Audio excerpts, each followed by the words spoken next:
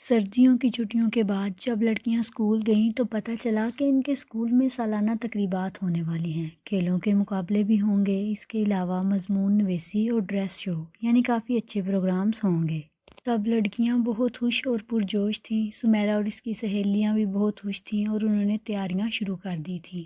سمیرہ پڑھائی میں بہت اچھی تھی۔ اس نے بڑی محنت سے مضمون تیار کیا اور مقابلے میں شامل کرنے کے لیے ٹیچر کو دے دیا۔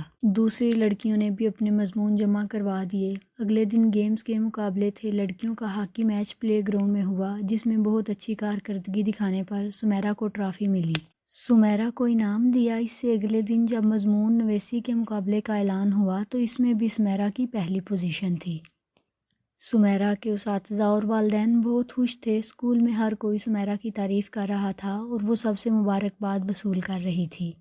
ڈریس شو کے مقابلے کے لیے سمیرہ نے بہت ہی خوبصورت اور منفرد لباس تیار کیا تھا اور اسے پوری امید تھی کہ یہ مقابلہ بھی وہی جیتے گی، کیونکہ وہ ہر مقابلے کے لیے بہت زیادہ محنت کرتی تھی۔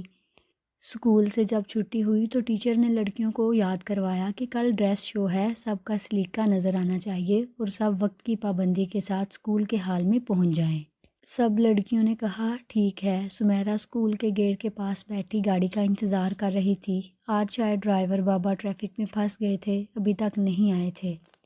زیادہ تر لڑکیاں جا رہی تھیں، بس تھوڑی سی تھیں جو لینے کے لیے آنے والوں کا انتظار کر رہی تھی۔ اچانک سمیرہ کو دبی دبی سسکیوں کی آواز آئی۔ اس نے پیچھے مڑ کر دیکھا تو برآمدے کی سیڑھیوں پر اس کی کلاس فیلو نوشین بیٹھی رو رہی ہے۔ سمیرہ نے پاس جا کر رونے کی وجہ پوچھی تو اس نے کہا کوئی بات نہیں ہے، ویسے ہی دل بھر آیا، کوئی پرانی بات یاد آ گئی ہے۔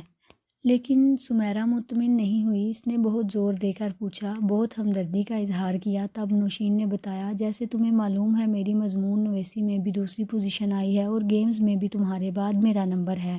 میں نے ہر مقابلے میں حصہ لیا ہے، ڈریس شو میں بھی اپنا نام لکھوا چکی ہوں، لیکن میں ڈریس کا انتظام نہیں کر سکی کیونکہ ہم غریب لوگ ہیں۔ امی نے بہت کوشش کی لیکن ان سے انتظام نہیں ہو سکا۔ اب مجھے کل کی پریشانی ہے کہ ٹیچر کے سامنے شرمندگی ہوگی۔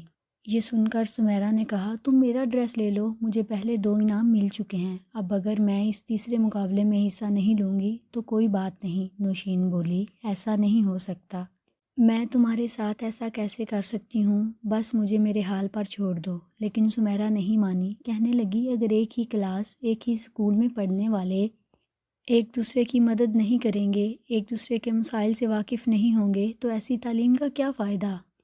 ویسے بھی ہم مسلمان ہیں، ہمیں ایک دوسرے کے دکھ درد کا احساس ہونا چاہیے۔ سمیرہ نے نوشین کو بہت پیار اور بہت اصرار سے سمجھایا تو نوشین مان گئی۔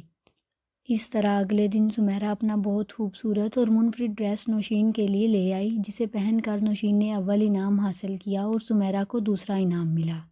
نوشین نے یہ کہہ کر اس سے ڈریس لیا تھا کہ وہ بھی مقابلے میں حصہ لے گی، کیونکہ اس کے حالات ایسے ہیں کہ وہ فوری طور پر ڈریس کا انتظام کر سکتی ہے۔ اس طرح سمیرہ نے بھی حصہ لیا اور دوم آئی۔